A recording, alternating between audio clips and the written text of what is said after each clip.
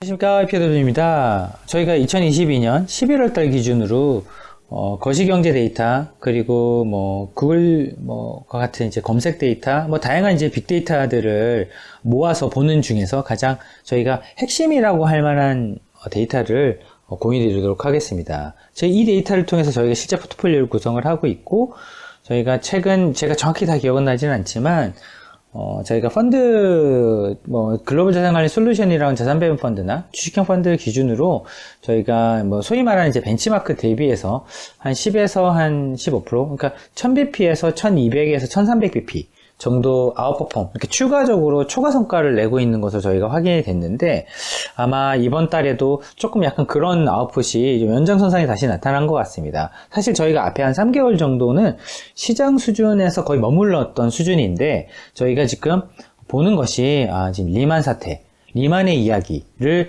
곱씹어 봐야 되는 그런 시기라고 저희가 보고 있고, 그 부분을 구체적으로 한번 설명을 드려보고자 합니다.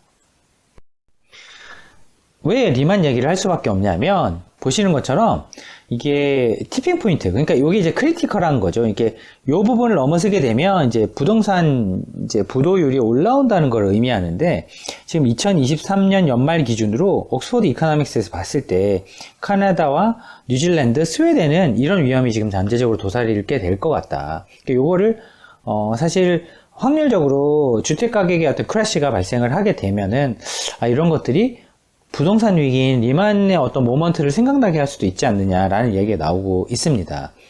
왜 리만 이제 얘기가 나오게 되면 한번 연결사상에 보시게 되면 진짜 부동산 위기가 있나 검토해 보시면 알 수 있습니다. 미국 같은 경우는 이제 미국에서는 지금 모기지 금리가 7에서 9%까지 올랐습니다. 이게 리만 터졌을 때 금리 수준이거든요. 그리고 중국 같은 경우는 이제 부동산 위기는 당연히 있고요. 지방부채 위기도 동시에 있습니다. 또한 선진국들 같은 경우는 지금 국채의 금리가 0이었다가요. 이 10일 계속 금리를 0으로 유지를 하다가 지금 이자 비용 부담이 급증하고 있습니다. 그러니까 세금으로 메꿔야 되는 거죠. 그러니까 이런 국채의 이자 부담이 급증하고 있는 상황, 즉 결론적으로 이런 부채 위기가 많이 자리 잡고 있는데, 그 기저에 이러한 리만 모먼트와 같은 이슈가 사실은 잠재적으로 지금 들어가 있다라고 보시는 게 맞는 것 같습니다.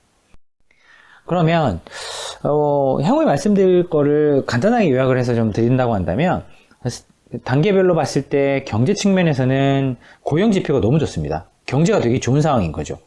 그런데 올해 상반기에 너무 높았던 인플레이션 때문에, 기저효과 때문에 내년 상반기는 아마 인플레이션은 좀 떨어지게 될 것 같고요.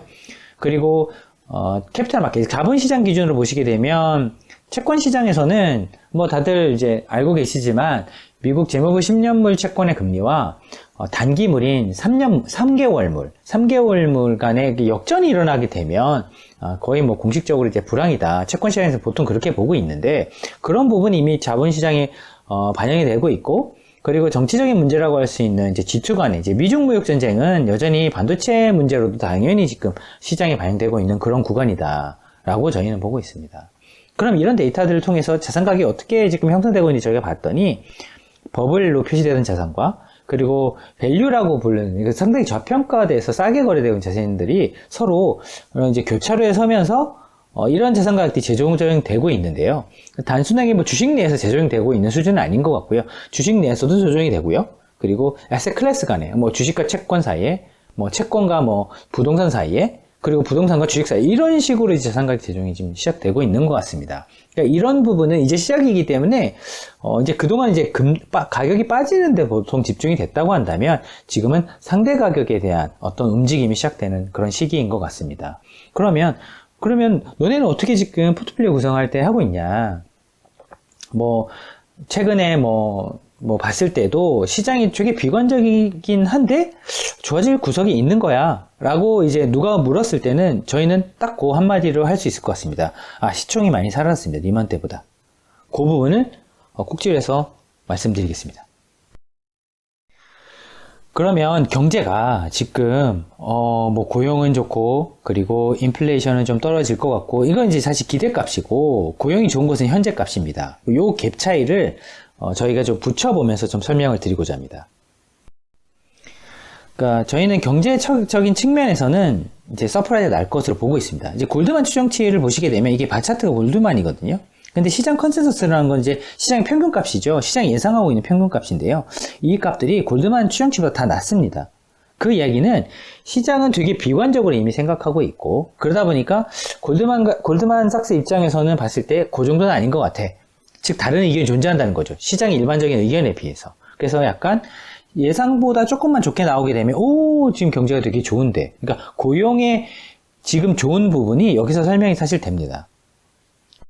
그리고 추가적으로 봤을 때 그러면 지금 돈의 흐름을 놓고 봤더니 인플레이션이 요만큼 올라와 있는 상태거든요, 보면. 그런데 M2, 그러니까 이제 통화 지표 기준으로 전년 대비해서 지금 폭락하고 있습니다. 급락하고 있는 거죠. 따라서 좀 있으면 CPI가 이제 급락할 가능성이 있는 거죠. 그 이야기는 앞서 말씀드린 것처럼 인플레이션이 이제 예상값들이 보면 떨어질 그런 국면이 지금 처해져 있다라고 보시는 게 맞는 것 같습니다. 앞서 말씀드린 고용이 되게 좋고 경제는 되게 좋고 그리고 인플레이션이 좀 떨어질 것 같은데 그러면 진짜 그렇게 될까? 라고 이제 보셔야 되는데, 글로벌 중앙은행을 대상으로 해서 특히 선진국 은행들 중심인데요. 얼마나 정책금리를 여러 번 몇 회 정도 올렸나 봤더니 9월 달에는 35회로 되게 많았고요. 그리고 10월 달부터 19회로 이제 점점 줄어들기 시작했습니다. 그 횟수가.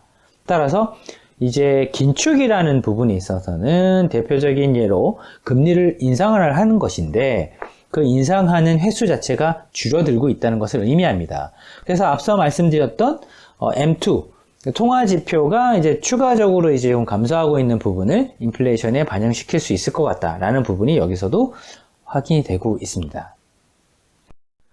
그러면 진짜로 산업 경기하고 비교해 봤을 때도 똑같은 것이냐라는 부분을 확인해 보셔야 되는데, 이 ISM 지표하고 CPI, 그러니까 ISM 지표 같은 경우는 이제 사실 산업 제조, 가격 인덱스에 관련된 부분인데, 이게 보시면 이게 사실 둘이 같이 갑니다. 왜냐면 인플레이션하고 산업 경기는 사실 이렇게 명목 성장이라도 같이 가기 때문에 보통 인플레이션이 올라오게 되면 ISM도 좋고 ISM이 괜찮으면 CPI도 또 올라가는 편입니다. 하지만 너무 지금 괴리감이 저희가 한 20년 보는 기간 동안 보시면 처음으로 이렇게 많이 벌어졌습니다. 그러니까 이게 계속 벌어져 갈 수는 없다는 얘기거든요.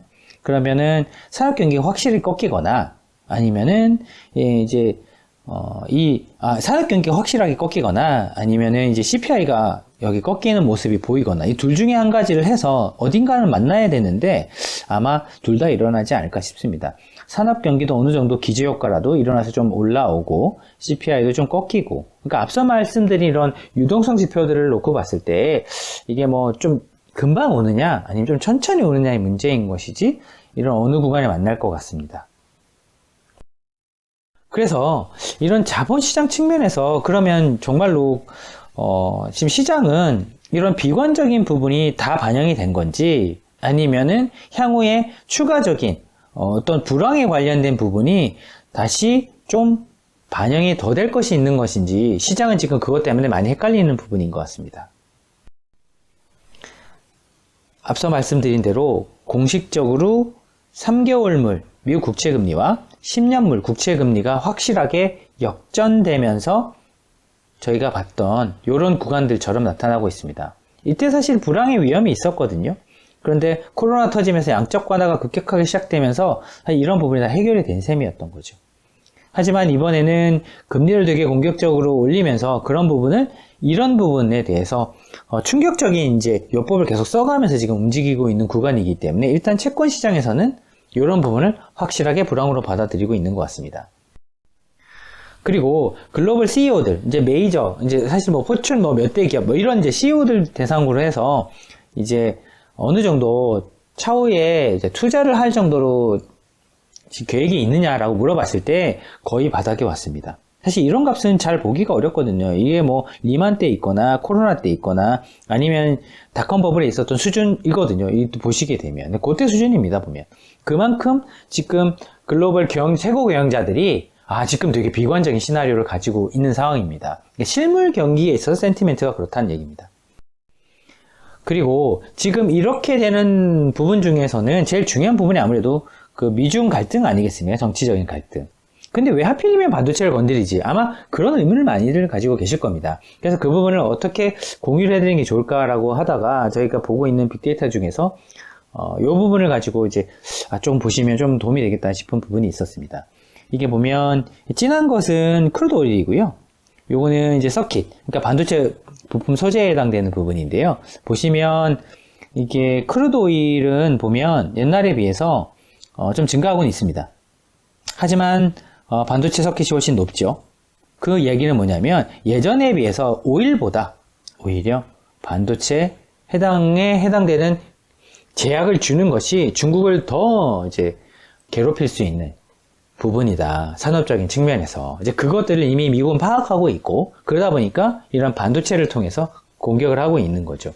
왜냐하면 오리지널 기술들이 그러니까 엑스 차이나 기준으로 대부분 존재를 하고 중국은 그걸 응용을 하거나 좀 베껴서 쓰는데 포커스가 되어 있기 때문에 그런 기술적인 부분을 딱 쥐게 되면 아무래도 이런 미중 무역 전쟁에 있어서 유리한 입지를 미국이 지금 점할 수 있기 때문에 그래서 저희도 이런 반도체 전쟁을 볼 수밖에 없는 그런 국면인 것 같습니다.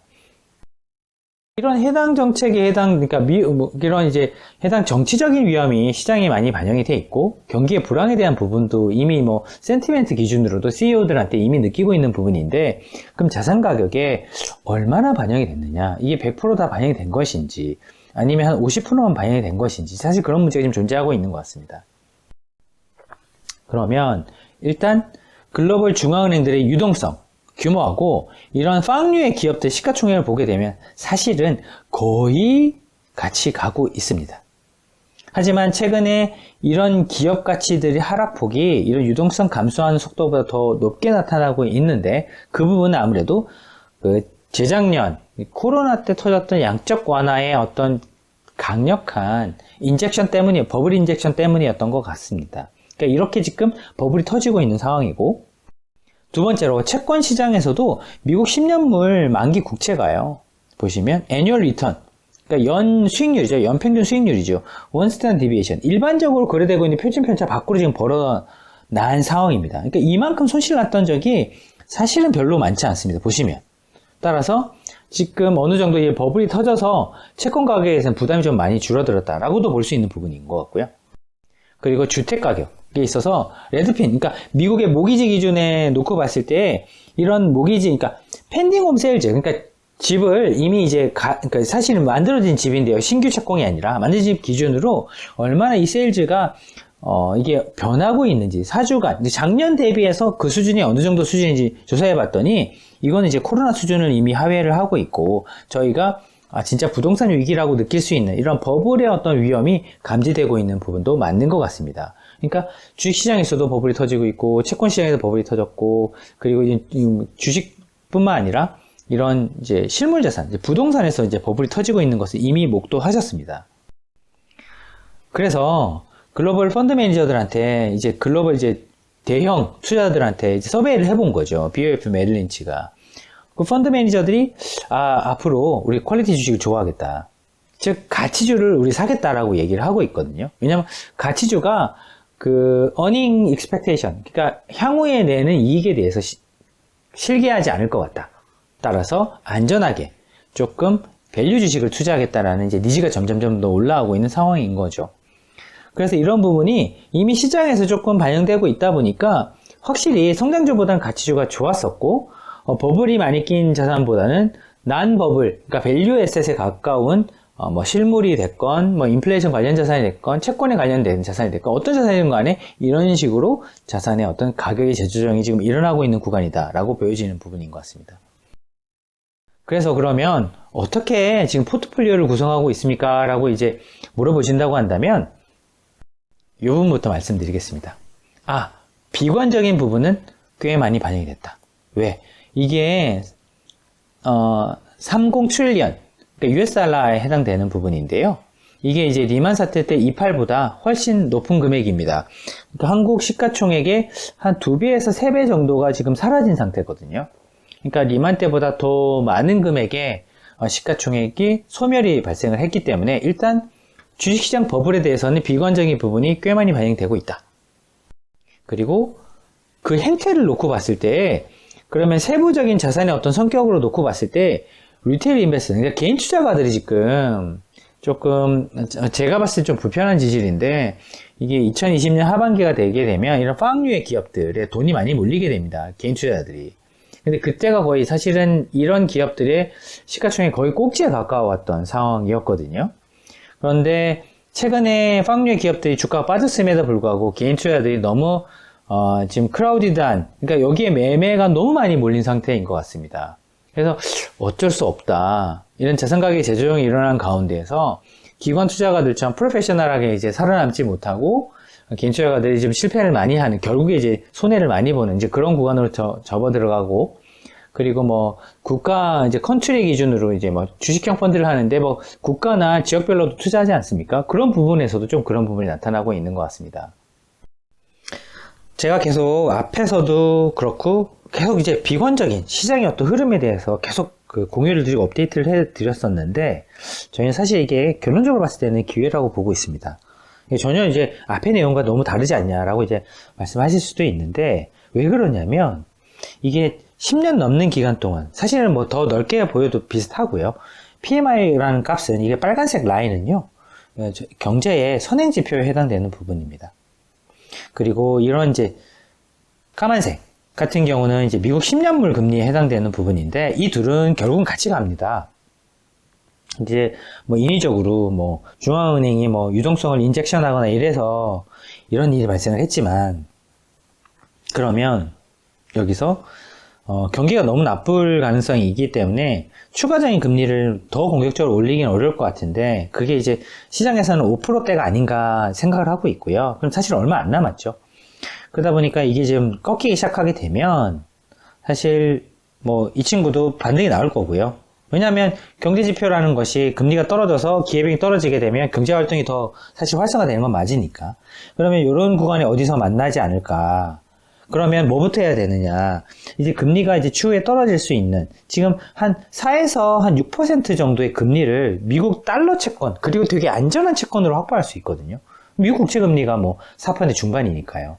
그래서 이렇게 안전 마진을 먼저 확보를 하고, 그리고 이렇게 이제 실질적으로 이제 금리가 떨어지면서 채권 가격이 이제 올라올 테니까, 그럼 상대 가격을 싸 보이는 뭐 주식이나 실물 자산이나 또 대치 자산들 중에서 살만한 것들이 생길 것입니다. 그러면 이런 자산들을 당연히 여기서 이제 차익 실현을 하거나 아니면 들고 있던 유동성을 통해서 사는 그런 자산의 어떤 포트폴리오를 가져가시게 된다고 한다면, 사실 2022년에 손실이 좀 나긴 났지만 꽤 뭐 괜찮은 수준의 회복이 그런 전략을 통해서 가져갈 수 있는데, 뭐 결국 보시게 되면 자산 배분입니다. 즉 처음에 채권을 사고, 그리고 안전 마진을 확보한 다음에 주식이나 아니면 실물 자산이나 대치 자산을 편입을 해서, 그러니까 타겟 수익률을 뭐 채권 같은 경우는 한 5%대이겠지만, 그리고 이런 실물 자산 같은 경우는 뭐 10에서 한 20% 정도 될 테니까, 그럼 평균적으로 이제 10% 전후의 이익을 내년에 기대할 수 있는 되게 좋은 기회가 올 수도 있는데, 그거를 활용하기 위해서는 단순한 특정 자산을 고르는 그런 전략으로는 어렵지 않을까 싶습니다. 왜냐하면 그 마켓 타이밍이 정말 어렵거든요. 저희도 뭐 20년 이상 했고 거의 30년이 돼가는 수준인데, 그 30년을 한 사람들도 물론 되게 뭐 뛰어난 분들은 더 잘하는 분들도 있긴 하겠지만, 저희가 글로벌 포트폴리오를 주식도 해보고 자산 배분도 해보고 채권도 많이 지금 해서 다양한 포트폴리오 저희가 운용을 하고 있지만, 거기서 결론을 보게 되면 이번에는 마켓 타이밍이 쉽지는 않다. 하루하루 지금 너무 수익률 변동성이 크기 때문에 자산 배분을 어떻게 하냐에 따라서 실제 내년에는 성과가 꽤 올해 손실 났던 것들을 회복할 수 있는 기회가 올 수도 있겠다. 그래서 저희는 좀 기회가 있다라고 보고 있고요. 그 근거를 하나 저희가 보고 있는 빅데이터 중에서 어떤 걸 보여드리면 좋을까 싶어서 고민을 하다가 다음 프레젠테이션을 준비를 했습니다. 이 프레젠테이션인데요.